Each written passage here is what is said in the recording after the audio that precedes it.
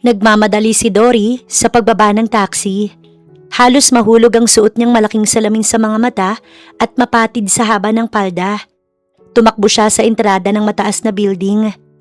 Ngayon ang unang araw niya sa Vivid Vision, isa sa pinakamalaking fashion magazine company sa bansa.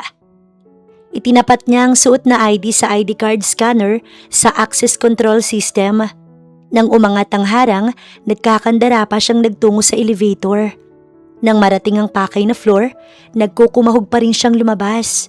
Hindi naman siya late, talagang excited lang siya. Pinangarap niyang makapagtrabaho sa kumpanyang ito. Sandali pa niyang tiningala ang naroon sa nakasaradong babasagin na pinto. Editorial team, ito na yun. Anya. Inayos niyang makulay na suot na cardigan at saka siyang umiti. Huminga siya ng malalim bago binuksan ang pinto. Magandang umaga. Ako si Dorothea Alcaide. Dory na lang for short, reporting as copy editor. Pakilala niya kahit ramdam ang kaba. Alangan ang naging ngiti niya nang pagmasda ng mga kaharap na walang emosyon na nakatingin sa kanya. Hello. Itinaas niya ang kamay habang may asiwa ng ngiti. Nakakabingi ang bumahang katahimikan sa loob ng opisina. Dory po, ang bagong copy editor. Ulit niya. Napakurap siya nang kaswal na bumalik ang mga ito sa abalang trabaho. Naging mahigpit ang hawak niya sa suot na dilaw na backpack. Dory right? Napatingin siya sa magandang babae na lumapit sa kanya. I'm Phoebe, managing editor. Matuloy niyang tinanggap ang kamay nito. Ma'am, nice to meet you po. Doon ang table mo. Tinuro nito ang isang blankong mesa sa dulo. Welcome to Vivid Fashion. Pahabol nito. Abot langit ang ngiti niya nang ngumiti. Salamat po ma'am.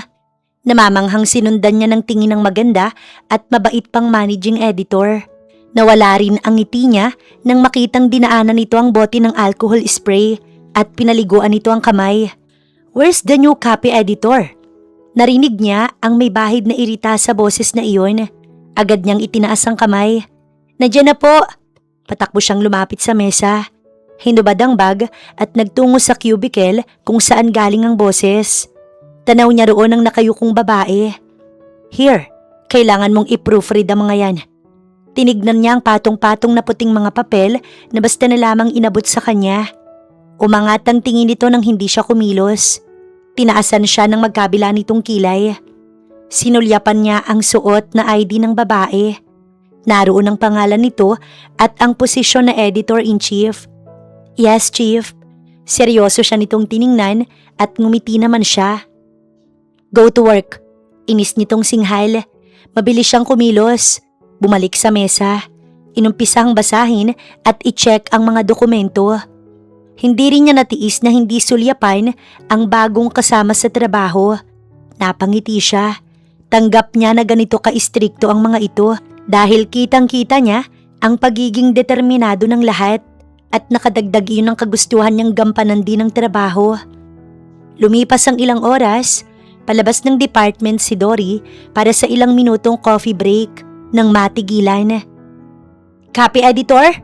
Tawag ni PB. Ma'am? Order mo kami ng coffee.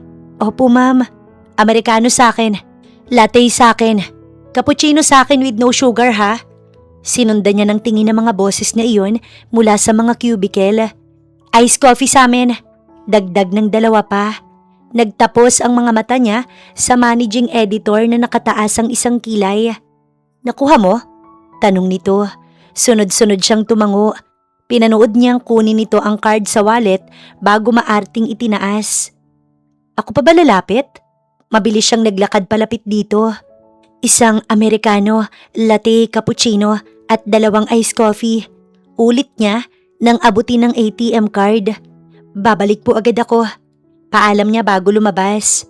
Naiwang nakataas ang isang kilay ni PB at muling nag-spray ng alcohol kung saan nakatayo ang bagong copy editor. Sa malapit na coffee shop, nakatayo sa pila si Dory. Miss Dory, tawag ng cashier sa counter habang hawak ang lalagyan ng mga kape. Agad siyang lumingon, itinaas niya ang kamay niya. Ako po yun. Kinuha niya ang mga order. Salamat po. Thank you rin po ma'am. Have a good day. Nang lumabas ng shop, halos hindi siya magkakandadadala. Muli siyang sumakay ng elevator. Nang magbukas yon, nakita niya ang ilang empleyado na patungo sa lobby. Akma siyang papasok sa department nila nang makasalubong ang isa sa kasama. Pinatatawag lahat ng CEO sa baba. Pagbibigay alam nito. Okay, salamat. Wala na siyang nagawa kung hindi ang magtungo roon. Naabutan niyang nakapalibot ang mga empleyado. Nakisiksik si Dory sa mga ito. Excuse me, makikiraan po. Anya habang ingat na ingat sa mga dalang kape. Hanggang sa marinig niya ang boses ng lalaki. Good morning everyone. I am here to announce na nakuha natin ang major partnership with Style Spectrum, a leading fashion brand, to produce their official magazine. Nagkaingay ang lahat dahil sa tuwa. Listen, this is a huge deal for us and I'm excited to see the impact it will have on our company growth. Nakikinig naman ng mga empleyadong kaharap ng CEO.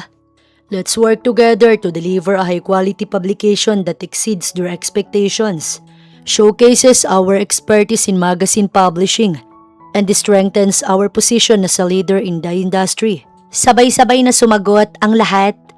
Yes sir. Hanggang sa may bumagsak, natuon ang atensyon ng mga empleyado sa babaeng nakatayo at sa nagkalat na natapon ng mga kape.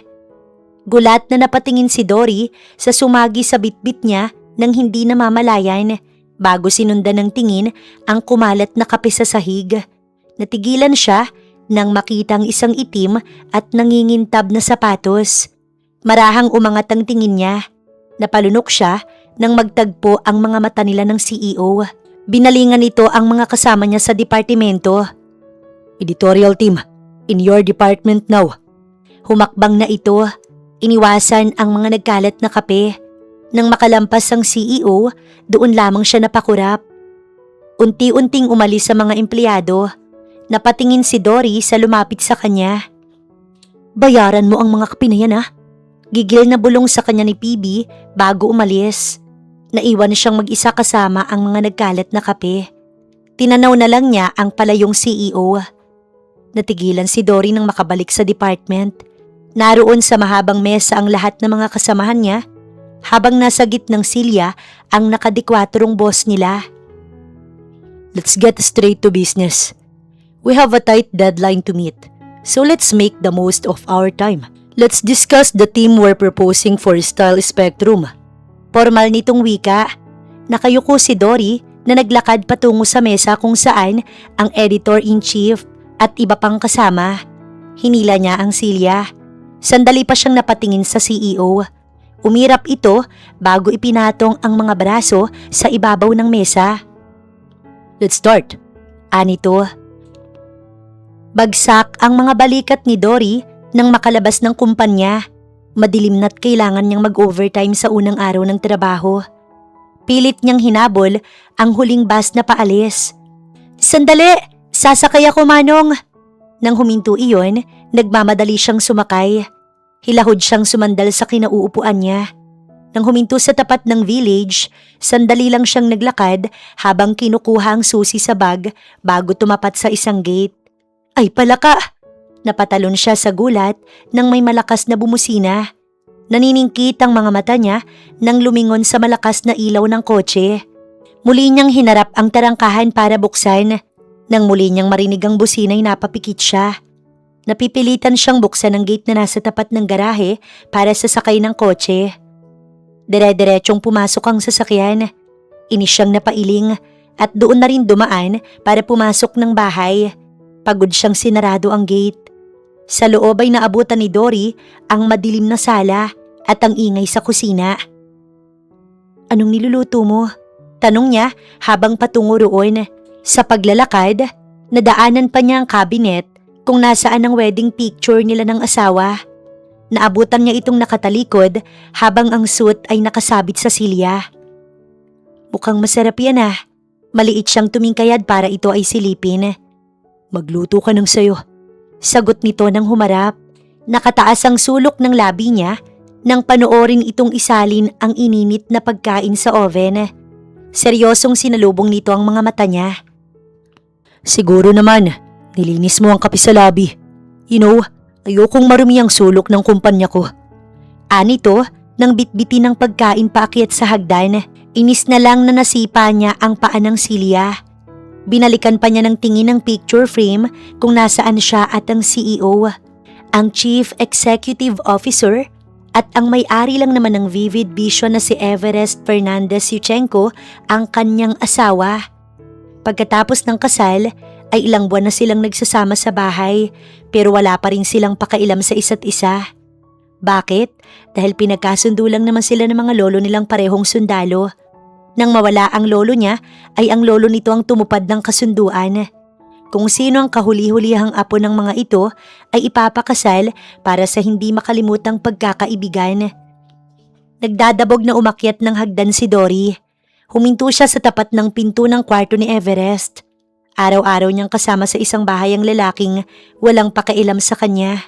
Ni hindi sila magkaibigan, pareho silang estranghero at estranghera sa isa't isa at nagkasundo na kahit anong mangyari, hindi malalaman ng lahat ng nasa kumpanya ang tungkol sa kanila. Mabigat ang katawan niyang pumasok sa sariling kwarto. Diretsong ibinagsak ang sarili sa kama at napatitig sa kisame. Sa bagong trabaho, kailangan niyang panatilihing sekreto ang relasyon dito. Kinaumagahan ay nagmamadali na bumaba si Dory sa hagdan. Pilit niyang sinusuot ang rubber shoes sa isang paa. Napalingon naman si Everest nang may tumama sa likod nito. Kaswal itong umiwas kaya nabitin ang mga paa niya sa isang baitang. Akma siyang mahuhulog pero pagod na nahagip ng asawa ang kanyang braso at sa lakas napayakap siya rito. Nagtagpo ang mga mata nila ng seryosong si Everest. Good morning. Alangang nasabi na lang niya. Tabi. Walang emosyon itong utos. Napadpad siya sa gilid ng basta na lang nitong hawiin. Nauna itong bumaba ng hagdan. Tuwid nitong tinungo ang palabas ng bahay. Siya naman ay naglakad papunta sa kusina. Huminto si Everest sa pinto bago nilinga si Dory. Do you know what time is it? If you're late, you'll be fired. Susunod na ako. Sagot ni Dory na matuli na nanguha ng baso ng tubig at maingat na binuhos sa 3 maliit na paso ng halaman na nasa bintana ng lababo. Ayan, para mabilis kayong lumakit magkabulaklak. Kausap niya sa mga ito. Maliit na napangiti si Everest habang nakatalikod ang asawa. You have to move quickly. Baka may makakita sa atin sa kumpanya at kung anong isipin. I'd rather cut my tongue out than let them know that you're my wife. Inis na binagsak ni Dory ang hawak at humarap sa direksyon nito. Anong sabi mo? Tiningnan lang siya ni Everest at saka kaswal na umalis. Ang yabang mo! Tingin mo talaga proud ako na asawa kita? Kung ayaw mo akong maging asawa, mas lalo ako, no? Tuluyan nang nakaalis ang sasakyan ni Everest. Habang siya, napasandal na lang sa lababo sa galit. Sa loob ng elevator ng kumpanya, ay pilit kinalma ni Dory ang sarili. Pilit siyang umiti, inayos ang mahaba at kulot na buhok niya. Hindi dapat maapektuhan ang trabaho ko. Kausap niya sa refleksyon ng sarili. Nang tumunog at magbukas ang elevator, huminga siya ng malalim. Maaliwalas ang mukha niya ng humakbang. Naglaho rin ang ngiti niya nang makita sa labas ng department ang nakaharap na CEO, nakahalukip-kip at kaharap ang kanilang editor-in-chief. Napalingon lang siya nang bumukas ang pinto ng kanilang department. Buti naman nandito ka na, copy editor. Walang ganang bungad ni Phoebe. Good morning po, ma'am. Kanina ka pa namin hinihintay. Dugtong ng managing editor. Naging sabik naman ang anyo ni Dory. Talaga po?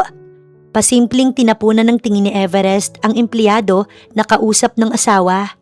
Sandali lang niya iyong tinitigan bago muling nagtuon sa kaharap ng editor-in-chief. Ibili mo kami ng kape. Nawala ang maaliwalas na anyo ni Dory sa narinig. Sige po, ma'am. Ngumiti pa rin siya kahit nadismaya. Magalang niyang inilahad ang palad. Are you that stupid? Inosenteng napaangat ang magkabila niyang kilay. Hindi ba tinapon mo yung kape kahapon? Ma'am, siguro naman hindi ko na kailangang ulitin ang type of coffee na gusto namin. Americano, you can go. Putol agad nito sa kanya. Opo, ma'am. Nakangiti siyang tumalikod at bumalik ulit sa elevator. Mr. CEO? Napatingin si Everest sa kaharap. Can you repeat all that at my office? Tanong niya dahil wala siyang narinig mula rito. Ang mga tenga niya kasi, iba ang pinakikinggan. Tumango ng alangan ng editor-in-chief bago napahawak sa lalamunan. Tumalikod na siya. Seryosong tiningnan ang empleyado na sadya niyang sinalubong. Maarte pang inayos ni Phoebe ang buhok nang makita ang CEO. Good morning, sir. Get out of my way. Sagot ni Everest. Napahiyang ngiti ang nagawa ng managing director. Huminto pa ang CEO sa paglalakad bago nilingon ng empleyado. Anyway, pahabol niya. Sir, seryoso niyang sinalubong ang mga mata nito. From now on, no coffee is allowed inside the office. Got it? Walang nagawa si Phoebe kung di ang tumango na hindi maipinta ang muka. Tiningnan ni Everest na nakaupo sa unahan ng mga empleyadong sinimulang okupahan ang mga silya sa meeting room na nasa loob ng editorial department. Nakatunghay naman sa kanya ang lahat. Lumampas ang tingin niya sa babasaging pinto. Sir, pwede na po tayong mag-start. Magalang na sabi ni Phoebe. Umayo siya sa kinauupuan. Inalis ang botones ng suit. Are the team complete? Patay mali siya niyang tanong. Nagkatinginan ang mga empleyado. Yes, sir. Agad na sagot ng managing editor. Are you sure? Alangan ang mukha nito hanggang sa nagsimulang magbilang ang editor-in-chief at mapagtanto na wala pa ang copy editor. Wala pa si Dory, Mr. CEO. Ngumisi si Everest. See? We're missing one more member. Nagbalingan naman ang mga empleyado sa isa't isa at mahinang nagtanong. Nasaan na ba ang copy editor na yon? Nagkibit balikat si Phoebe habang tinatanong ng mga katabi. Inis na napabuntong hininga si Everest. Napatingin sila lahat sa bumukas na pinto. Naroon ang nagmamadaling asawa ng CEO na hindi magkanda bitbit sa dalang kape. Sorry po, I'm late. Paumanhin ni Dory. Nakayuko siyang lumapit sa mga kasama sa trabaho. Umikot at isa-isa ang mga itong binigyan ng order na kape. Nasulyapan niya ang seryosong CEO. Sumandal ito sa swivel chair at saka humalukip-kip. You can't be late, lalo na sa mga meetings. Maliit siyang napakurap. Don't you value your job here? Do you really want your position or sell coffee instead? Dire-diretso nitong sermon sa kanya sa harap ng mga empleyado. Lihim niyang sinulyapan si Phoebe na hindi sinasalubong ang mga mata niya at itinago ang hawak na kape. Let's start the meeting. Maraming nasasayang na oras. Dagdag ni Everest nang ipinatong ang mga braso sa mesa. Lihim na hinila ng editor-in-chief ang palad ni Dory. Nang lingunin niya ito, pinanlakihan siya ng mga mata. Umupo ka na. Mahina nitong utos. Yes, Chief. Mabilis siyang nagtungo sa silya. Sandali siyang huminga ng malalim pagkatapos kinuha ang notebook at ballpen mula sa bag na suot-suot. Bago nagtuon sa CEO na nagsimula ng magsalita. Natigilan lang ito nang tumunog ang cellphone. Sandaling sinulyapan lang iyon ni Everest bago muling nagpatuloy sa pagsasalita niya. As I say, we need to do. Muli itong natigilan nang tumunog muli ang cellphone. Nagkatinginan ng mga nakatahimik na empleyado. Nagtitimping kinuha ng CEO ang cellphone bago iyon itinaob. Nalipat ang tingin ng mga ito sa copy editor. Napaangat ang mga kilay ni Dory sa pagtataka kung bakit nakatitig ang mga kasama sa kanya. Nang muling may tumunog, napagtanto niyang ang cellphone niyang nagbabibrate sa bag. Nagmamadali niyang kinapayon at nakita niya ang pangalan ng lolo ng asawa. Hello ho? Napatingin siya kay Everest. Out. Nabasa niya ang bigkas ng bibig nito bago itinuon ang tingin sa labas. Nang lingunin ito ng editor-in-chief, mabilis na pumormal at kunwaring binasa ang papel sa tapat nito. You should turn off your phone. No, let her answer the call. Awat agad ni Everest kay Phoebe. Napalingon ng lahat sa CEO. It might be something important. Go ahead. Sinalubong nito ang mga mata niya pagkatapos ay hinarap na ang mga empleyado. Mabilis siyang tumayo. Thank you, sir. Tumalikod na siya at lumabas ng meeting room. Sa labas ay mabilis siyang nagpunta sa sulok. Hello, Mr. Yuchenko? Mahina niyang bungad nang maingat na tumingin sa paligid. Narinig niya ang pagtawa ng matanda. Anong Mr. Yuchenko? Ilang beses ko bang sasabihin na grandpa ang itawag mo sa akin? Nahihiya niyang nahagod ang batok. Pasensya na ho, grandpa. Ganyan nga. Rinig niya ang tuwa sa tono nito. Nasaan ba ang asawa mo? Napatingin siya sa mga naglabasan ng mga kasamahan at agad siyang tumalikod. Tinawagan ko siya pero hindi niya sinasagot. Kamusta ba kayong mag-asawa sa kumpanya? Grandpa, ano ho kasi? Siya nga pala. Valid na ang marriage certificate ninyo. Pwede mo nang gamitin ang apelyido ng asawa mo. Hindi ho pwede. Malakas niyang tutol. Natahimik naman ang nasa kabilang linya. Pasensya na ho kayo.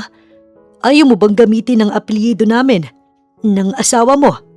Hindi naman ho sa ganun, grandpa. Kaso, nawala sa kamay niya ang cellphone kaya siya natigilan. Nasundan niya ang tingin ng kumuha nun. Inirapan siya ni Everest bago itinapat ang cellphone sa tenga. Grandpa? Kinakabahang tumingin si Dory sa mga kasamahan na patuloy sa paglalabas ng kanilang department. Ibigay mo nga sa akin yan. Mahina niyang boses. Akmang aagawin iyon sa CEO, sa noo siya nito pinigilan habang nakataas ang braso na may hawak na cellphone. Grandpa, we're on working hours. We should set a good example for the employees. Sagot ni Everest habang pigil ang asawa sa noo na lumapit at agawin ang hawak na cellphone. This call is urgent, apo. Gusto ko lang sabihin na registered na ang kasal nyo. At pwede nang gamitin ng asawa mo ang apelyido natin. No! Malakas na bulalas ng CEO. Napatingin ito sa mga empleyado na napalingon sa kanilang pwesto. Mabilis na kinuha ni Everest ang kamay ni Dory at inilayo. Ibinaba niya ang cellphone na agad na inagaw ng asawa. Hindi niya iyon binitiwan, dahilan para mapasandal ito sa sulok dahil sa kanyang paglapit. Sa likod ng malaking salamin sa mga mata ay napakurap-kurap si Dory habang nakatingala sa asawa na nakaharap sa kanya. I won't let you bear my name. Akala mo ba gustong-gusto ko dalhin ang apelyido mo? Napakurap muli siya nang ilapit nito ang isang palad sa pinagsasandalan niya. But I know Grandpa won't agree with this. Malalim ang hininga na pinakawalan ni Everest na lumayo sa kanya. Oh, ano ngayong gagawin natin? Tapang-tapangan na anya. It's all on you now. Sagot ng asawa nang salubungin ang mga mata niya. Sa akin? Takang tanong niya. Itinaas nito ang daliri. You need to update your marital status in the company. At kapag tinanong ka kung bakit papalitan mo ng Yuchenko ang apelyido mo, wag na wag mong sasabihin na asawa mo ko. Hinawi niya ang daliri nitong pinagbabantaan siya. Ano palang sasabihin ko? Itinuwid ni Everest ang likod at hinila ang suot na suit. I don't know. And I don't care kung kailangan mong mag-imbento. Sandali! Mahinang tawag niya nang iwan siya nito basta. Natagpuan ni Dory ang sarili sa HR department. Hindi mo ba alam ang apelyido mo? Sinulyapan niya ang kaharap na empleyado ng HR. Taas na taas ang manipis nitong kilay sa kanya. Pikit mata niyang sinulat ang apelyido ng asawa. Natahimik ito nang iabot iyon dito. Yuchenko? Halata ang pagkabigla nito nang pagkatitigan siya. How are you related to our CEO? Pakiramdam niya, nawala ng kulay ang mukha niya. Nakayukong itinulak ng daliri niya ang bumabang salamin at iniwasan ang mga mata nito. Hindi niya alam ang isasagot. Apelyido lang po kami. Ang alam ko, iilan lang sa Pilipinas ang may surname ng ganon. Hinagod siya nito ng tingin. Imposible naman na maging kamag-anak mo sila. Rinig niya ang mahinang dagdag nito nang magtuon sa papel. Makalipas ang ilang minuto, hawak-hawak na ni Dory ang bagong ID papasok ng editorial department.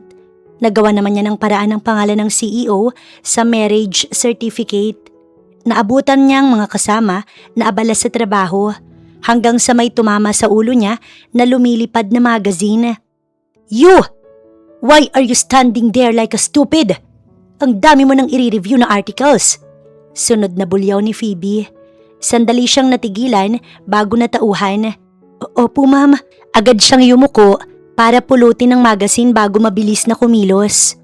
Nang dumaan sa lamesa ng mga kasama ay may brasong humarang sa kanya. Itapon mo to, Inilahad niya ang kamay. Inilagay naman ng isa roon ang baso ng kaping order nito. Muling kaswal na humarap sa computer ang kasama habang itinapon niya iyon sa basurahan na nasa sulok ng opisina. Copy editor? Hindi pa man niya na isasarado ang trash bin, may tumatawag na sa kanyang pangalan. Yes, Chief. Magalang siyang lumapit dito. Fact-checking. Inabot nito ang ilang patong na mga papel. Verify the accuracy of information, dates, statistics and sources. Opo, Chief. Sagot niya nang tanggapin yon. Akma siyang tatalikod. Sandali. Bumalik siya sa tabi ng silya kung saan siya nakatayo. I-massage mo nga ang balikat ko. Po? Inis siyang nilingon nito kaya nagmamadali siyang kumilos. Sige po, Chief. Hindi niya pa alam saan ibababa ang bitbit. Napuno ng pagtawag sa pangalan ni Dory ang buong opisina. Paikot-ikot siya sa cubicle para sundin ang mga utos ng kasama kahit palabas na sa kanyang trabaho. Sa pagdilim, pagod na nakasandal sa upuan si Dory. Madilim na sa loob ng opisina. Tanging sa cubicle na lang niya may liwanag dahil sa nakabukas na desk lamp. Agad siyang napalinga ng may lumapit. Mabilis din siyang tumayo nang makita ang managing director kasunod ang iba niyang kasamahan. Ibinato nito ang susi ng kotse sa kanya na nasambot naman niya. Nagtataka siya nang balikan nito ng tingin. Nasa parking ang sasakyan ko, dalhin mo sa harap ng company. Make sure, hindi mo gagasgasan ng mamahaling kotse ko. Akma pa lang siyang sasagot nang ito ay tumalikod at maarting naglakad. Ngisi naman ang iniwan sa kanya ng mga sumunod dito. Pabulot niyang kinuha ang bag at sinunod ang utos nito. Agad din siyang bumaba nang madala ang sasakyan sa harap ng kumpanya. Naroon na ang naghihintay na managing director. Nang ibalik ang susi, ay padabog niyang ibinigay iyon kay Phoebe. Galit ka? Sarkastiko nitong tanong. Alam mo, Dory, wala ka namang choice. Bago ka pa lang dito sa kumpanya. Wala ka pang napapatunayan at bilang managing editor mo, dapat sundin mo lahat ng utos ko. Pero wala naman sa job description ko bilang copy editor ang pagkuha ng kotse nyo, pagbili ng kape, at pagpulot ng mga nahulog. So nagrereklamo ka? Hinarap siya ng nakahalukip-kip na si Phoebe. Gusto mo sa CEO ka pa magreklamo? I bet kung kampihan ka ni Sir Everest. Nakangisi itong hinagod siya ng tingin mula ulo hanggang paa. Basta rin itong hinablot ang tali ng ID niya na naroon sa bulsa ng suot niyang cardigan. Hindi na nagawang habulin iyon ng kamay niya. Mrs. Dorothea Alcaide Yuchenko? Natatawang basa ni Phoebe sa kanyang pangalan. Nakisilip naman ang mga kasamahan niya at nagtanong. Bakit pareho sila ng apelyido ni Sir? Magkakilala ba sila? Magkamag-anak? Sunod-sunod na tanong ng mga ito. Seryosong sinalubong ni Phoebe ang mga mata ni Dory. Tumaas pa ang sulok ng labi. Paano magkakaroon ng koneksyon ng basurang copy editor na to sa isang CEO? Kahit matapang ang anyo nito, pansin niya ang kaba sa mga mata. Kilala mo ba si Sir Everest? Nang magkatitigan sila, naalala niya ang kabilin-bilinan ng asawa. Bahagya siyang umiling bilang sagot. Si? Mayabang nasambit nito sa mga kasama na nagtawanan. This trash is definitely not related to our perfect boss. Napunta ang tingin ni Dory sa ID na sadyang hinulog ni Phoebe sa sahig bago umalis.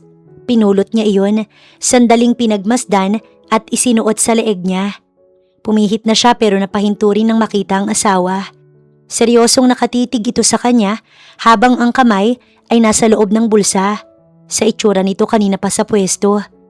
Pilit niyang itinaas ang muka at diretsong naglakad. Give me your door key. At bakit ko naman ibibigay sa'yo, Aber? Pinakatitigan siya ni Everest. Don't you forget that you're still here in my company. Inis siyang napangisi bago peking ngumiti. Bakit ho kailangan niyo ng susi ko, sir? Hindi ho ba may pareho tayong susi? Akma na siyang tatalikod nang hilahin ito ang suot niyang bag. Ano ba? Bitiwan mo nga ako? Ramdam niyang may kinakalikot ito sa loob nun. I got it. Basta na lamang siya nitong binitiwan. Itinaas ng asawa ang wallet niya kung saan nakasabit ang susi ng bahay. Kaswal itong naglakad paalis. Sir, ibalik niyo ho yan sa akin. Sigaw niya bago alangan na napatingin sa paligid. Itinaas lang ni Everest ang kamay, hawak ang kanyang pitaka. Bagsak ang mga balikat ni Dory nang panoorin ng pagsakay nito ng kotse. At nang makalayo, napahawak siya sa bulsa. Otomatikong nanlaki ang mga mata niya. Sandali lang, paano ko uuwi? Wala akong pamasahe. Patuloy niyang sigaw. Sinulyapan ni Everest ang tasa ng kape na ubos na ang laman. Naroon siya sa sala kaharap ang laptop. Umangat din ang tingin niya sa nakasabit na wall clock. Bakit wala pa siya? Bumalik ba siya ulit sa trabaho? Sunod niyang tanong sa sarili. Gusto ba niyang maging best employee? Nakangising patuloy niya nang isarado ang laptop at tumindig. Diretso niyang tinungo ang hagdan. Napahawak sa magkabilang tuhod si Dory nang mapahinto sa paglalakad. Tagatak ang kanyang pawis at parang tuyo na ang lalamunan. Ramdam niya ang gutom at pagod. Tinanaw niya ang madilim at malayong kalsada. Kung kumakain man siya ngayon, sana mabulunan siya o di kaya bangungutin sa pagtulog. Pagod niyang saad nang muling ihakbang ang mabigat na mga paa. Hanggang sa mahawakan niya ang noo. Pakiramdam niya, umiikot ang paligid. Hanggang sa tuluyang magdilim ang kanyang paningin. Naramdaman na lang niya ang pagbagsak sa sahig. Kahit kailan, buwisit ka Everest. Usal niya ng mapapikit. Agad naman na nilapitan si Dory ng dalawang nakakita dito. Samantala mula sa kwarto, lumabas si Everest. Lumapit sa pinto ng kwarto ng asawa at marahan iyong binuksan. She's not home yet. Hindi na niya mapigilan ang pag-aalala niya. Bumaba ang tingin niya sa cellphone na tumunog sa bulsa. Mabilis niya iyong kinuha. Unregistered number ang naroon pero walang pagdadalawang isip niyang sinagot. Hello? Si Mr. Yuchenko po ba ito? Ang asawa ni Dorothea Yuchenko? Sunod ng nasa kabilang linya. Yes, ako nga. Where's my wife? Nandito po si ma'am sa hospital ngayon. I'm coming. Please send the address. Hindi niya na pinatapos ang sasabihin ng sa tingin niya ay nurse na kausap nang nagmamadaling bumaba ng hagdan at lumabas ng bahay. Sa ward ay napatingin si Dory nang biglang may maghawi ng kurtina. Dumating ang hinihingal na si Everest na nakasuot ng pajama at kamiseta. Bumaba ang mga mata niya sa magkaiba nitong suot na tsinelas. Nagmamadali itong lumapit sa kama niya. Napasandal siya ng husto sa unan na nasa likod nang mapaharap ito sa kanya. Are you okay? Anong nangyari? Hinahabol nito ang kanyang mga mata at naroon ang matinding pag-aalala nito. Excuse me, sir. Nilinga nito ang hindi napansin na nurse na nakatayo sa tabi ng kanyang kama. Nawalan po ng malay ang asawa niyo sa tabi ng daan. May dalawa pong nakakita sa kanya at dinala siya rito. Sinulyapan siya ng asawa. Why didn't you take a taxi on the way home? Nang maalala ni Dory ang pagkuha nito ng wallet niya, bumalik ang yamot niya. Hindi ba kinuha mo yung wallet ko? Doon marahang na ituwid ni Everest ang likod niya. Ninenok mo. Hey, watch your words. Seryosong saway nito sa kanya. O bakit? Totoo naman 'di ba? Kinuha mo yun against my will. Ano palang tawag mo dun? Hindi ba nina? Mabilis na lumapit at tinakpan ng asawa ang bibig niya. Ano ba? Sir? Alanganing singit ng nurse. Pwede na rin pong ma-discharge si ma'am. Dagdag nito bago lumabas. Buwisit na inalis ni Dory ang palad nito. Inis din ang anyo ni Everest nang ipunas ang kamay sa suot na pajama. Nagtitimpi itong tumalikod bago humarap sa kanya. Don't you know I was caught over speeding just to get to you? Hindi naman siya nakakibo sa nagbago nitong tono. Gigil na huminga ang asawa. Kapag may nangyari sa'yo, Grandpa will hold me responsible. Will you please be at least considerate with me?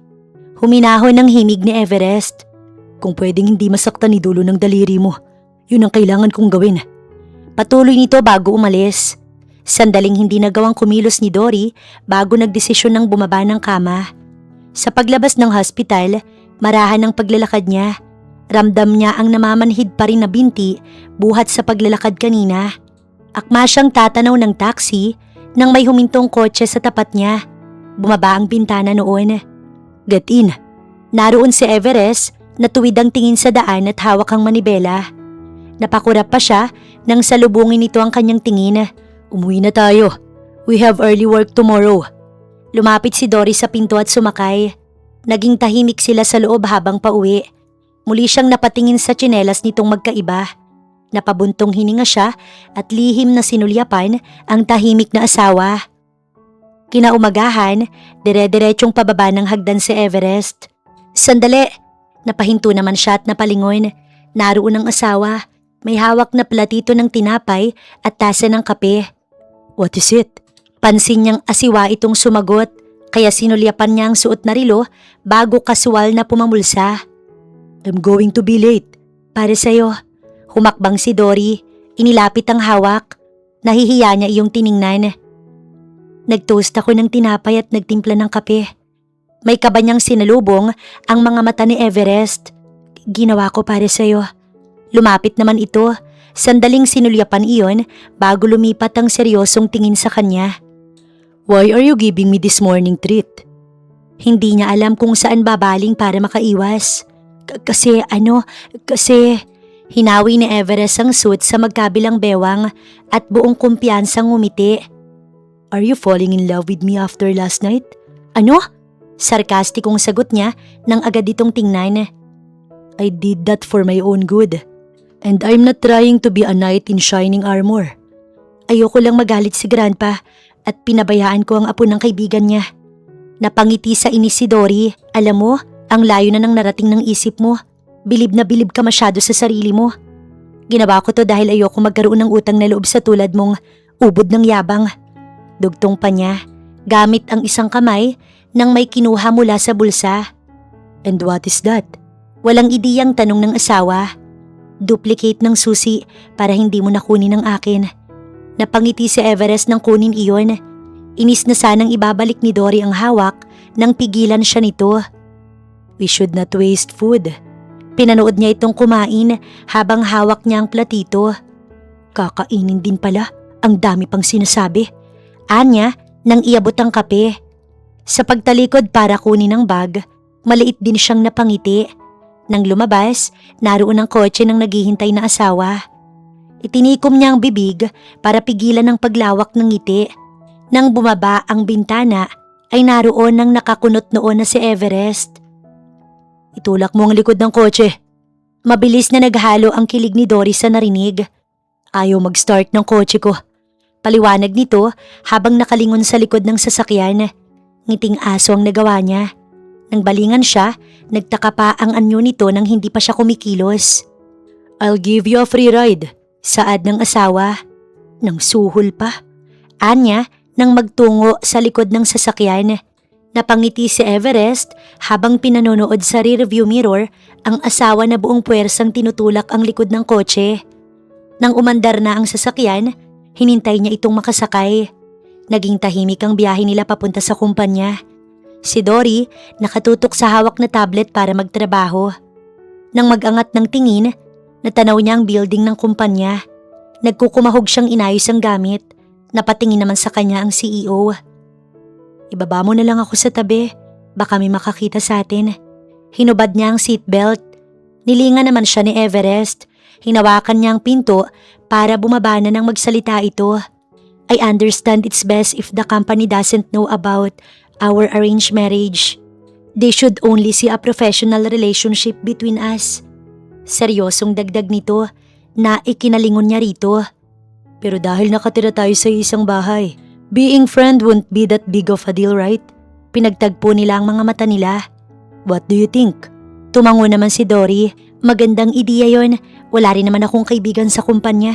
Sagot niya bago tuluyang bumaba ng sasakyan. Huminto siya sa tabi. Sinilip ito at maliit na kumaway. Tinitigan ni Everest ang asawa na parang batang kumakaway sa kanya. Napangiti siya bago nagmaneho. Nakatayo ang tulala na si Dory sa pinto ng nakabukas na department. Nakikita niya ang mga kasama sa trabaho na sunod-sunod na naguutos. Copy editor, kunin mo ang files dito. Dory, ibili mo nga ako ng kape. Dory, kunin mo ang naiwan kong wallet sa pantry. Puntahan mo rin sa HR department ang in-order kong damit kay Ma'am Flo. Nanunuot sa kanyang tenga ang umaalingaw niyang pangalan. Bumagsak ang mga balikat niya bago napatingin sa tumabi sa kanya. Naroon nakatayo ang seryosong CEO. Sinulyapan siya nito sandali bago nagdire-diretso sa loob. Nanatiling abala pa rin ang mga kasama niya sa trabaho. Dory, where's my Americano? Patuloy ng managing director habang nakaharap sa screen ng monitor ng computer. Nasundan pa iyon ng maraming utos mula sa mga empleyado sa iba't ibang cubicle. Wala rin sa loob ang editor-in-chief. Napatiimbagang si Everest habang naririnig iyon. Napayuko naman si Dory. I didn't know na personal secretary niyo na pala lahat si Mrs. Yuchenko. Ani ng CEO. Napaangat naman siya ng tingin habang tumahimik ang mga pagtipa sa keyboard. Agad na tumindig ang mga takot na editorial staff. Sir Everest? Bulalas ng lahat. Lihim na tiningnan ng mga kasama si Dory bago muling takot na bumaling sa CEO. As I'm aware, her job description is not to review the articles, not someone you call for petty things, like coffee. Nagbaling ang seryosong si Everest sa managing editor na napayuko na lamang. Natahimik ang lahat. Nasulyapan naman ni Dory ang nakatalikod na asawa. Tila hinaplos ang kanyang puso. Ramdam niyang unti-unting nagkakaroon ito ng malasakit sa kanya, dahilan para manggilid ang kanyang mga luha. Kinakabahan na nagsalita si Phoebe. Sir, konting utos lang naman po yun. Natigilan ito ng putulin ng CEO. Tama bang nandito kayo at hindi binibisita ang photoshoot? Nagtaka naman ang nagkatinginan ng mga empleyado. Everyone must be at the photoshoot early this time. Saad ni Everest nang sandaling silipin ng relo. All of you should know that you'll need to be involved collaborating with the creative team. Do I have to remind you all that? Ang luha naman ni Dory tila umatras sa napagtanto. Nagkamali siya ng inakala. Agad na kinuha at kinipkip ni Phoebe ang laptop. Sabay na po tayo sa photoshoot, sir. Mabilis itong nakalapit sa CEO. Nakangiti pa siyang sinulyapan. Pumihit na si Everest at napatingin sa copy editor. I need the whole editorial team in the photoshoot now. Opo, sir. Bahagya na lang iyong lumabas sa bibig niya. Diretsyong nilampasan siya nito kasunod ang managing director. Napatingin siya sa isang kasamahan na dumaan sa kanya. Pinakaba naman tayo ni sir. Akala ko talaga madidisciplinary action na tayo. Bulong nito. Ano naman ang pakailam ng CEO sa isang copy editor lang? Sigunda ng isa na kasabay nitong maglakad. Malungkot at mag-isa siyang sumunod sa mga ito papunta sa studio. Nang makarating doon, abala rin ang lahat. Maririnig din ang boses ng photographer at sunod-sunod na click ng kamera. Namamangha ang tingin ni Dory habang nakikita ang mga modelo na may mga suot na magagandang damit, habang nakahalukip-kip naman ang CEO na nakatayo sa tabi ng photographer. Tinabihan naman ito ni Phoebe bago nagsimulang magtuturo. That will be a good highlight, sir. Umikot ang mata niya nang tumalikod at humakbang. Nang matigilan ng may makabunggo sa kanya, agad siyang nakabig sa magkabilang braso ng banyagang modelo. You okay? Tanong nito sa kanya. Maliit siyang umiti ng tumango. Napalingon si Everest sa pwesto ng asawa. Napangisi siya nang makitang nakangiti itong nakaharap sa isang modelo. Wisit siyang pumalakpak na ikinalingon sa kanya ng lahat ng nasa set. Faster models! Pinanood na lang ng nakangiting si Dory ang matatangkad na modelo na magkakasunod na dumaan.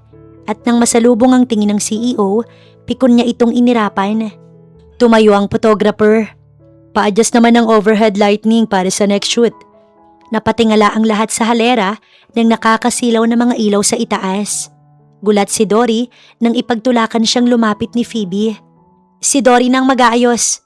Go, Dory! Plastic na cheer pa nito sa kanya. Alangan niyang tiningnan ng hagdan. Kinakabahan siyang napakapit doon nang may humila sa kanyang braso. Naroon si Everest at basta na lamang siyang itinabi. I'll do it.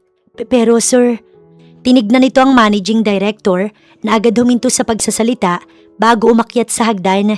Rinig pa nila ang mga nakapalibot na staff na pigil-pigil ang CEO. Nang umakyat at ayusin ni Everest ang ilaw, naramdaman niya ang paggalaw ng hagdan. Sir! Takot na tawag ng lahat. Hindi pa man nakakalapit ang mga staff na mag-aalalay na wala na ng balanse ang hagdan. Napasigaw ang lahat nang mahulog ang CEO. Sir! Bulalas ni Dory. Napatakip naman ng bibig si Phoebe. Sabay na lumapit ang dalawa kay Everest na nasa sahig. Hawak nito ang binti na nalaglagan ng natumbang hagdan. Sir, binalya siya ng managing director nang akma siyang dadaluhong dito. Nanatili siya sa kinatatayuan habang naawang pinagmamasdan ang asawa na namimilipit sa sakit. Tumawag kayo ng ambulansya. Hysterical ni Phoebe na parang siya ang asawa. Maingat na alalay ng ilang empleyado palabas ng studio ang CEO. Akma siyang susunod nang humarang si Phoebe. Bakit ka sasama? Asawa ka ba? Gigil niya itong tinitigan. Nagtitimpi siyang sampalin ito ng katotohanan. Stay here. Ituloy mo ang trabaho. Si Phoebe ang nagmamadaling tumakbo habang siya nag-aalalang tinanaw si Everest. Sinubukan niyang humakbang pero nang maalala ang sinabi ng CEO na hindi dapat malaman ng kahit na sino ang pagiging mag-asawa nila nito, napaatras din siya. Gabi na nang matapos ang trabaho ni Dory. Hindi rin siya nakapag-focus dahil sa nangyari. Malungkot niyang sinukbit ang bag bago sinulyapan ng silya ni Phoebe na hindi pa bumabalik mula nang isugod sa malapit na hospital ang CEO. Nang makababa sa gusali, sumakay siya ng bus. Sa hospital ay nagdire-diretso siya. Sa nurse station ang kanyang tungo. Kay Everest Fernandez Yuchenko po. Kaano-ano niya po kayo, ma'am? Sandali siyang natigilan bago walang alinlangan na sumagot. Ako ang asawa niya. Okay po, ma'am. Sinulyapan nito ang monitor ng computer bago siya muling binalingan. Ma'am, room 143 po. Salamat. Malakas ang kaba niya nang maglakad sa hallway. Sa kwarto, nakabenda ang kaliwang binti nang nagising na si Everest. Tiningnan niya si Phoebe na agad tumayo mula sa pagkakaupo sa sofa. Sir, ayos na po ba kayo? May kailangan pa po ba kayo? May masakit po ba sa inyo? Why are you here? Putol niya habang nag-aarko ang mga kilay. May hinahanap ang mga mata niya. Lihim din na napahinga ng hindi makitang inaasahan. Binabantayan ko po kayo. Kasalanan to ng copy editor na yun. Sana siyang nandito at hindi kayo. Go home. Sir, seryoso niyang tinitigan si Phoebe. Darating po ang mga staff para kamustahin kayo. Sasalubungin ko lang po sila sa ibaba. Bago pa niya mapigilan, nagmamadali na itong umalis. Nang magsarado ang pinto, sinulyapan niyang wedding ring na suot at naalala ang asawa. Diretso na lumiko sa mga pribadong kwarto sa hospital si Dory. Natanaw niya ang paglabas ni Phoebe sa isang pinto. Agad siyang nagtago para hindi nito makita. Hinayaan niyang makalampas ang managing editor bago lumabas sa pinagkukublihan niya. Kung makaasta akala mo siyang asawa. Inis niyang bulong bago tinungo ang pakay. Walang pasensyang tiningnan ni Everest ang bumukas na pinto. I told you to. Natigilan din siya nang makita si Dory. Sandaling nagtagpo ang mga mata nila bago nito isinarado ang pinto at lumapit sa kama. May awa nitong hinagod siya ng tingin. Anong sabi ng doktor? Kumurap ang mga mata ni Everest at itinuon ng atensyon sa ibang dako. Nabalian ka ba? Ayos ka lang ba ha? Patuloy nito nang hindi siya umiimik. Tiningnan ni Dory ang asawa. I'm fine. Nothing serious. Maikli nitong sagot. Mabuti naman. Why are you here? Nag-alala ka ba sa akin? Agad siyang napatingin sa CEO. Mayabang itong ngumiti. You're really falling in love with me. Natigilan ito nang wala sa sarili niyang nahampas sa binti. Napangiwi ito at napasandal. Natataranta naman siyang hinawakan ito sa braso. Sorry. Ikaw kasi. Paninisi pa niya habang hindi alam kung saan ito hahawakan. Sandali, tatawag ako ng nurse. Nakatalikod na siya nang kabigi ng braso ng asawa. Nanlalaki ang mata niya nang mapaupo sa tabi nito. Pilit siyang kumawala pero wala siyang balak nitong pakawalan. Sa labas ng hospital, kasukasunod ni Phoebe ang ilang kasamahan nang harangin ng nasa nurse station. Excuse me po, limitado lang po ang mga bisita para sa pasyente. Napatingin si Phoebe sa mga kasama bago sumagot. Kay Sir Everest kami. Kaano-ano po ba kayo ng pasyente? Patuloy ng nurse. Boss namin siya. Kahit ako na lang ang pumasok. Nagpatiuna si Phoebe pero muling hinarang ng nurse. Ma'am, isa lang po ang pwedeng bantay ng pasyente sa loob at sapat na puro ng asawa niya. Asawa? Tigagal na ulit ni Phoebe. Yes ma'am. Tinanaw ng mga ito ang halera ng mga kwarto. Si Phoebe muling bumaling sa nurse na may hindi makapaniwalang anyo. Sigurado ka? Nasa loob ang asawa ni Sir Everest? Opo ma'am. Sa labas na lang po kayo para hindi makaabala sa iba. Sumenyas ito sa guard na agad namang nilapitan ng mga ito at iginiya na lumabas. Magkahalo ang inis at pagtataka ni Phoebe nang makalabas. Hinarap nito ang mga kasama na nananatiling tulala. Did we hear that right? May asawa na si Sir? Tumango ang mga ito habang nag-iisip. At sino naman ang babaeng yun? Bakit hindi ko nakita? Bakit hindi ko kilala? Patuloy ng stress na si Phoebe na nahagod pa ang buhok. Nang tumunog ang cellphone ni Dory, doon lang siya magaan na binitiwan ng asawa. Nakatalikod na sinagot niya ang tawag. Hello, Grandpa? Sinulyapan niya ang CEO na nasa likuran niya.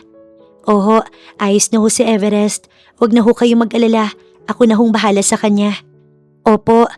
Hinarap niya ito nang ibaba ang cellphone. Namayani ang katahimikan sa loob ng kwarto. Babantayan kita hanggang bukas. You can't. We can't be both absent. They might suspect something. Sino magbabantay sa'yo? I can take care of myself. Ano na lang ang sasabihin ni Grandpa sa akin? Tiningnan siya ni Everest.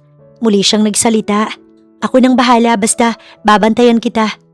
Asiwa ng marahang humiga si Everest sa narinig sa asawa. Agad namang lumapit si Dory. Tulungan na kita. Napatingin siya rito nang ayusin ang kumot na nakatabing sa kanya. Matulog ka na. Nakatitig siya rito bago ipinikit ang mga mata.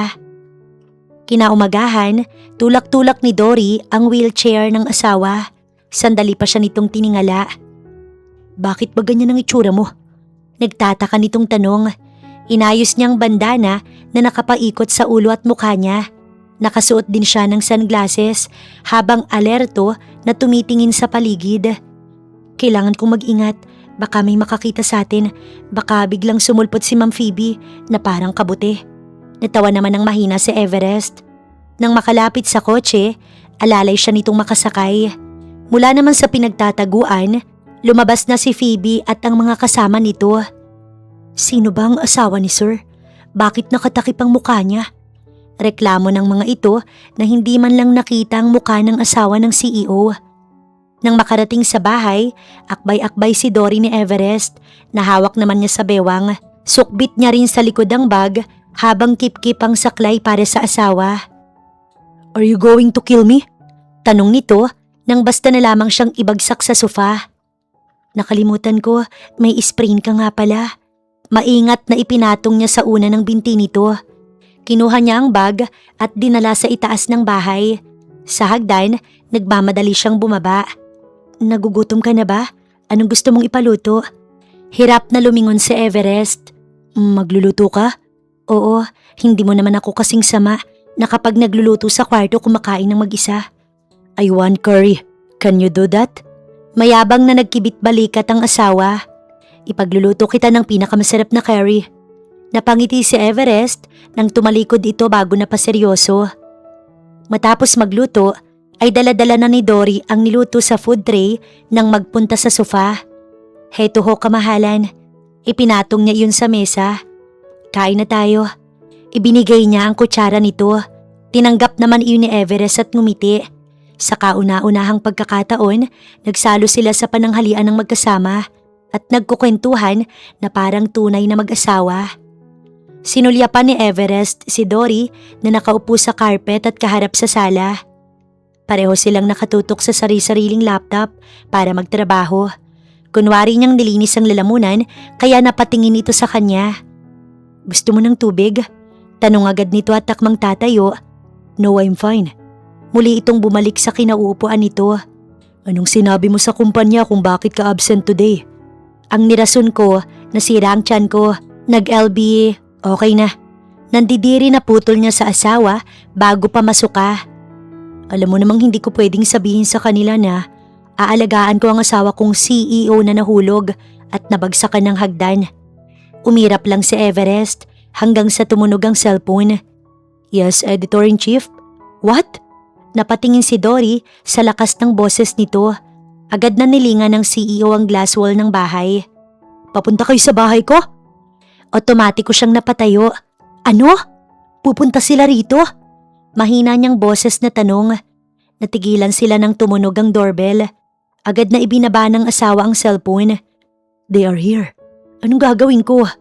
Hindi niya alam kung anong pupulutin sa taranta. Natanong ni Everest sa glass wall ang papasok ng mga empleyado. Tensyonado niyang tiningnan ng asawa. Pumunta ka na sa kwarto mo, bilisan mo. Nagkukumahog si Dory na bitbitin ng mga gamit at umakyat sa hagdan.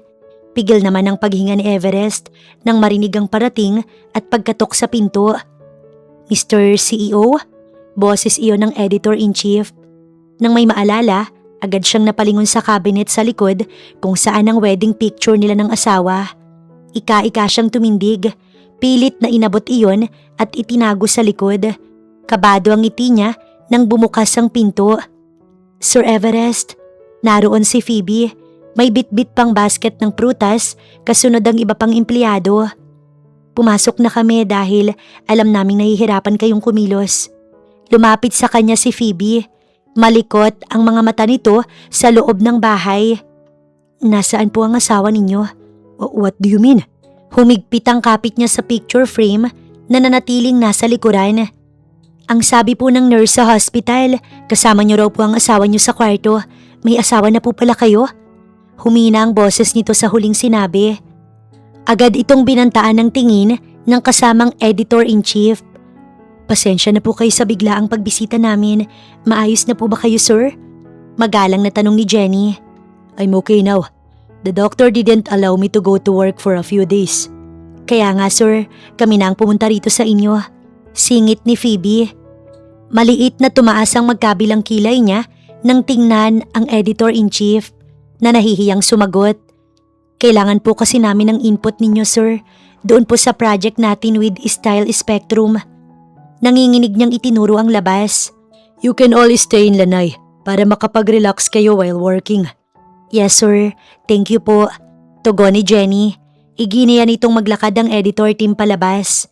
Nang may kumalampag sa itaas ng bahay, natigilan at napatingala ang lahat ng naroon. Nasa itaas po ba ang asawa niyo, sir? Usisa agad ni Phoebe. Nakaawang ang bibig ni Everest pero hindi niya alam ang sasabihin habang abang na abang ang mga ito sa isasagot niya. Tatawagin ko po siya para sa inyo. Nagmamadaling umakyat si Phoebe. Hindi naman iyon magawang habulin ni Everest. No! Ngayon lang niya naramdaman ang pagkirot ng binti. Sa itaas ng kwarto, maingat na pinulot ni Dory ang natabig na display. Mrs. Yuchenko? Narinig niya ang palapit na boses ni Phoebe. Walang ingay siyang humakbang papalapit sa glass wall. Sinalubong siya ng hangin mula sa labas. Puno ng ingat siyang sumandal sa dingding. Napatda pa siya ng masilip ang ibaba ng bahay. Sigurado kapag nagkamali siya ng hakbang, mababali ang lahat ng buto niya sa katawan kapag nahulog. Pero kailangan niyang magtiis hanggat hindi umaalis sa mga kasama sa trabaho. Doon muna siya hanggang hindi umalis ang mga ito. That's the first and last time you will invade our privacy. Seryosong pahayag ni Everest habang nasa unahan na silya, kaharap ang mga empleyado sa lanay. I'm sorry, sir. Excited lang naman po kaming ma-meet si ma'am. Nakayukong tugon ni Phoebe. Siya po ba yung nasa itaas? Oo nga po, sir. Nakakahiya naman po kung hindi kami makabati. Segunda ng editor-in-chief. She's not here. Iniwasan niya ang tingin ng mga ito. Bakit hindi niyo po sinasabi sa kumpanya na may asawa na kayo? I don't need to tell you all my private life. Seryosong sagot naman niya. Siguro po, maganda si Mrs. Yuchenko. Nakangiting singit ng isa. You're right. Not only that, she's a kind and caring wife. May ngiti siyang napatanaw sa malayo habang inaalala si Dory. Ang sweet niyo naman, sir. Swerte naman po ni ma'am. Sagot naman ito. Ibinaling ni Everest ang tingin sa mga kaharap niya. Ako ang swerte sa kanya. Nawala ang pagkapormal ng mga empleyado nang kinikilig na maghampasan. Nakikita po namin na in love kayo sa asawa ninyo. Naglaho ang ngiti niya sa narinig at tila natauhan. Tama po si Chief, sir. Siguradong mahal na mahal niyo si Mrs. Yuchenko. Ngumiti na lang ang mga empleyado bago ipinagpatuloy ang pagtatrabaho. Nang luminga, nakita ni Everest ang nakayuko at maingat na asawa na palabas ng bahay. Muli siyang napangiti. Kinaumagahan, abala sa kusina si Dory. Dala-dala niya ang pagkain sa sala. Nandito na ang almusal mo. Iyong gamot mo hinanda ko na rin. Binalingan niyang asawa na nakaupo katabi ang crutch nito. Sigurado ka bang kaya mo na? Paano kung kailangan mong magbanyo? Kaya mo na ba? I can manage. Thank you. Maliit siyang umiti. You can go to work. Sige, tumawag ka kapag may kailangan ka ha. Kinuha niya ang bag at saka tumalikod. Hey, Walang ideya siyang lumingon. mag-iingat ka. Ikaw din. Ang gaan-gaan ng loob ni Dory nang pumasok sa kanilang department. Magandang umaga. Nakabalik na po ako. Bati niya sa mga katrabaho. Lumapit sa kanya si Phoebe. At bakit ka absent? Sinabi ko na po nag-LBM ako. Nandiri ang anyo ng managing director. Don't you know, kami kahit ang taas-taas ng lagnat namin, pumapasok pa rin kami. Asawa ka ba ng CEO para basta nalang umabsent? Ayos lang po ba na mga muya ko rito? What did you say? Natigilan sila nang pumasok ang galit na executive director. Where's the copy editor? Agad siyang tinuro ni Phoebe. Napapikit siya nang inihampas nito ang papel sa harap niya. How can a stupid like you work here in Vivid Vision? Grammar and punctuation errors. Inconsistent formatting. Sinapo nito ang noo habang tinatalakan siya. Paano ka naging copy editor? Ni hindi mo mamit ang deadline? Ma'am, nagkasakit ho kasi ang… You think I care kung sinong nagkasakit? Ako ang malalagot sa CEO dahil sa deadline na hindi mo mamit. Pinagtitinginan na siya ng mga dumadaan na mga empleyado. Ayusin mo ang trabaho mo. Kung hindi mo kaya, mag-resign ka na lang. May luha siyang napatingin sa mga nagkalat na ipinasa niyang mga papel. Narinig niya ang mahinang pagtawa ni Phoebe. Nakita niya rin ang mga nakangiting kasamahan sa departamento. Pinunasan niya ang mga luha at pinulot isa-isa ang mga nagkalat. Nagtungo siya sa mesa at doon muling inulit ang trabaho. Kamusta ka? Nang mag-break time, nagpunta si Dory sa rooftop. Kausap niya sa kabilang linya ang asawa. I'm fine. I had my lunch. Ikaw? Balik tanong ni Everest. Tapos na rin. Kahit ang totoo, hindi niya nagawang kumain. What's wrong? Wala naman. Natahimik siya bago muling nagsalita. Sige na, huwag mong kalimutang inumin ang gamot mo ha.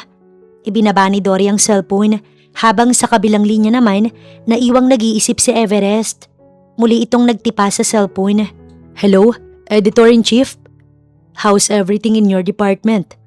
Napagalitan daw po ang copy editor dahil sa deadline. Agad niyang ibinaba ang cellphone na hawak. Muli niyang itinapat iyon sa tenga. Kevin? Yes, Mr. CEO. May papagawa po ba kayo? Fire the executive director now. Sir? Gulat nitong tanong. Are you deaf? Gigil niyang sigaw. Natahimik ang nasa kabilang linya.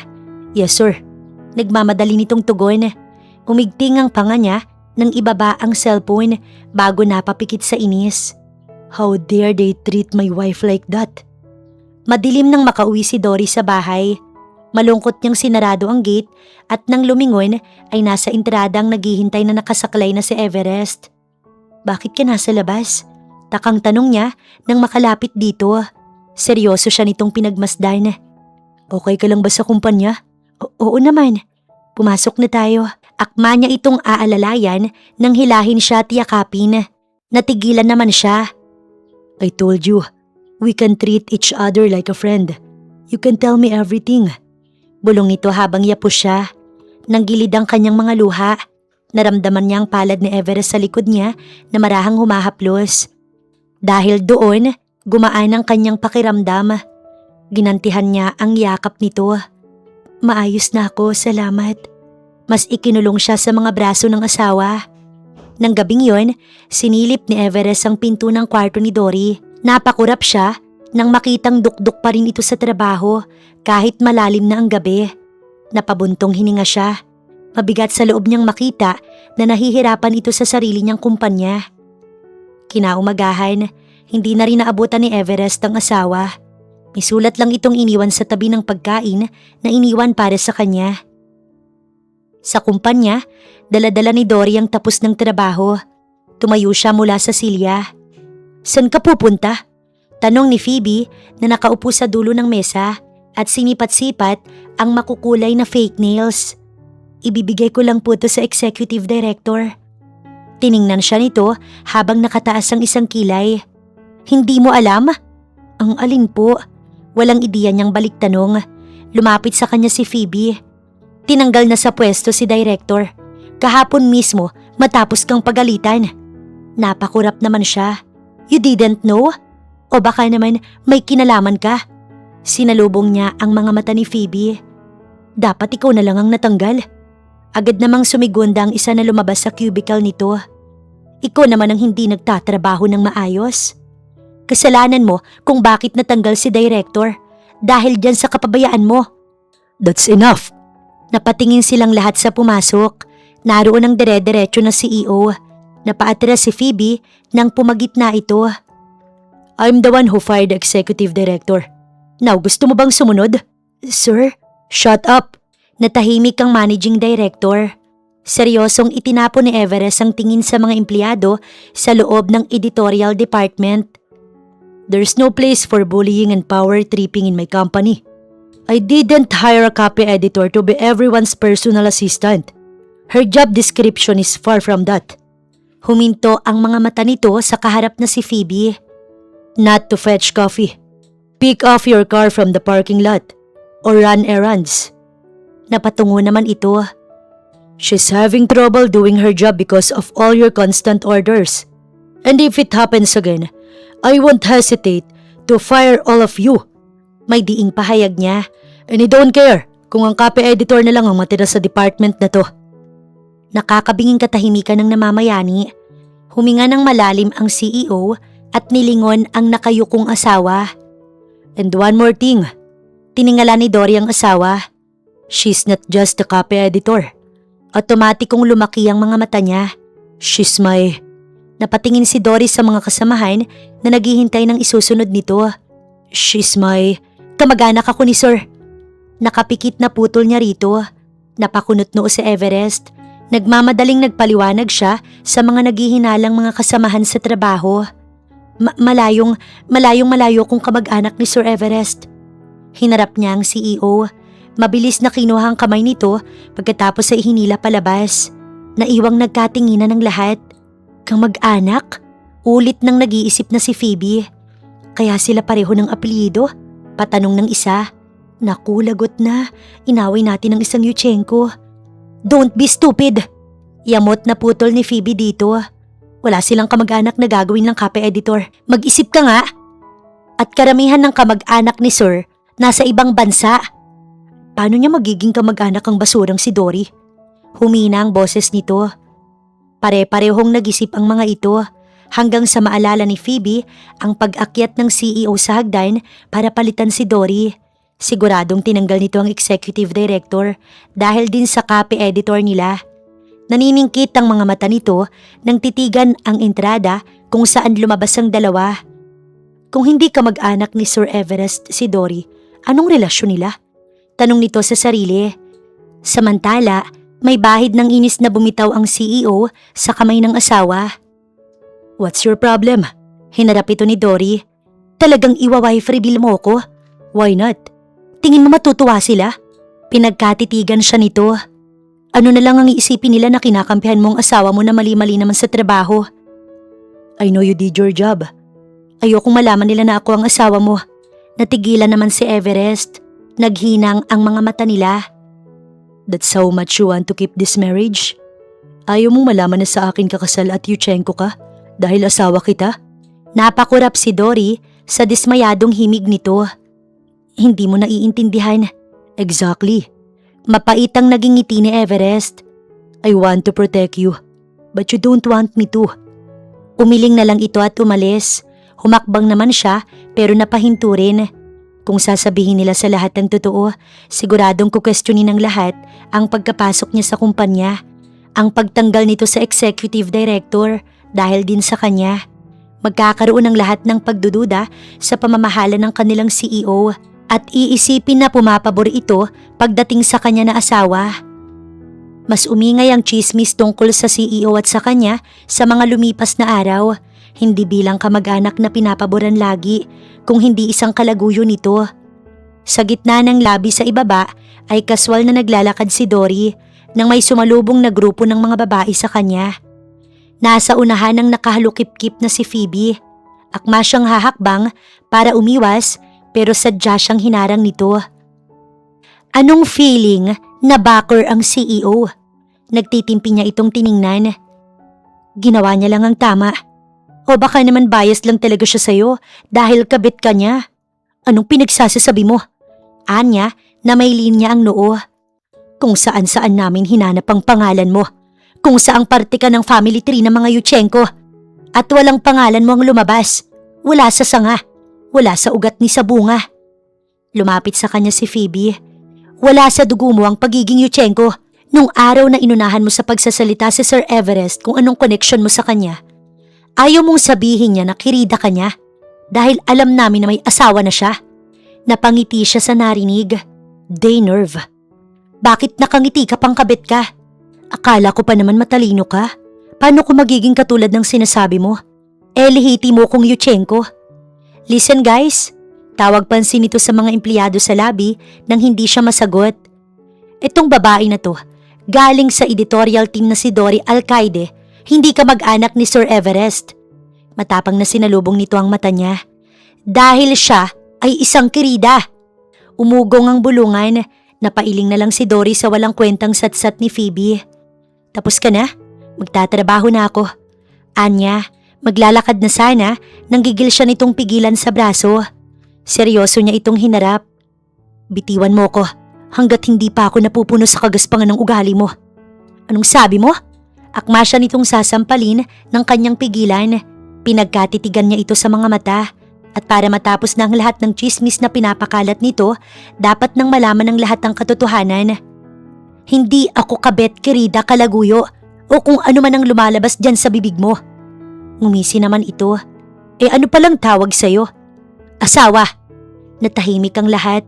Si Phoebe naman ay napakurap. What?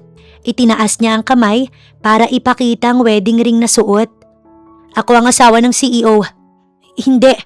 Tanggi nito na umiling pa. Hinubad ng isang kamay niya ang ID. Tinapat sa mga mata nitong nagsisimulang matakot. Isa akong Yuchenko. Dorothea Dory Alcaide Yuchenko para eksakto. At oo, hindi niya ako kamag-anak. Sinabi ko lang yun para protektahan ng asawa ko sa makikitid na isip na tulad mo.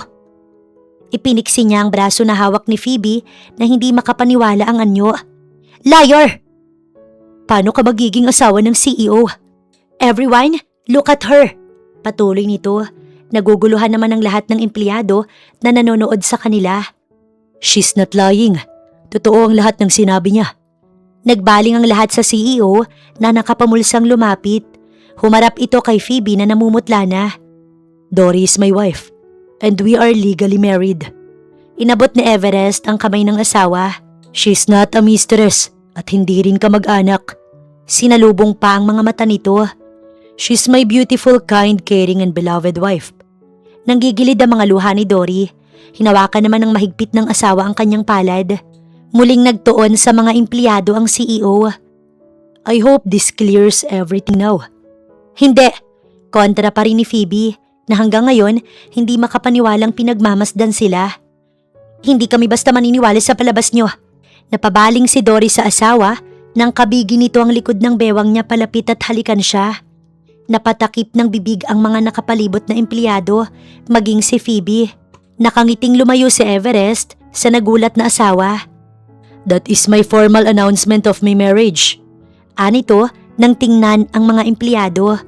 Agad na nag-walk out si Phoebe habang si Dory walang kakurap-kurap na nakatingin sa CEO na humarap sa kanya. Narinig kita. Why do you want to protect me? Kasi hindi siya makahanap ng ipapalusot niya. Hindi ba sabi mo pwede tayong maging magkaibigan? Segunda niya nang maalala. Pero walang kaibigan na nag-holding hands at nagkikiss. Nahihiyang sagot pa ni Dory sa sariling tanong. I love you. Napatitig siya kay Everest na seryoso siyang pinagmamasdan. I want to protect you because I love you. I want everyone to know that you're my wife because I'm falling for you.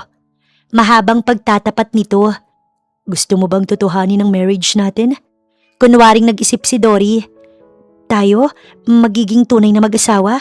Mas magandang ideya yan. Nakangiting sagot niya. Napangiti rin si Everest at bago pa niya masabi ang nararamdaman, kinabig na siya nito pagkatapos ay hinalikan. Pinigilan ito ng mga kamay niya sa dibdib at pinagkatitigan. Bago mo pa man sabihin, mahal na kita Everest. Kung ganun, para makabawi araw-araw kitang mamahalin.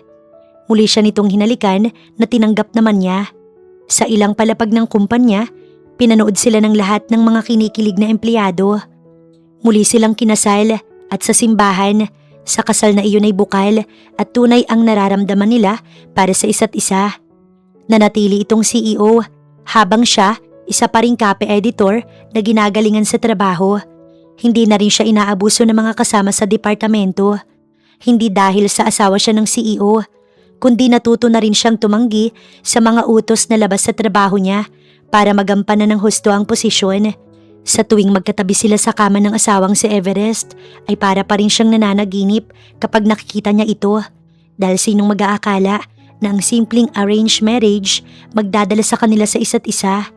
Nag-umpisa man silang walang pakailam sa bawat isa, sa huli naman nagtagpo ang kanilang puso at nagmahalan bilang tunay na mag-asawa.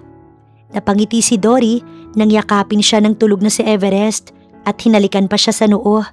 Ipinikit niya ang mga mata at dinama ang pag-ibig nito na pinakamagandang regalo sa kanya. At dito na po nagtatapos ang istorya ng pag-ibig ni na Dory at Everest. Maraming salamat. Ako po si Miss Bibi.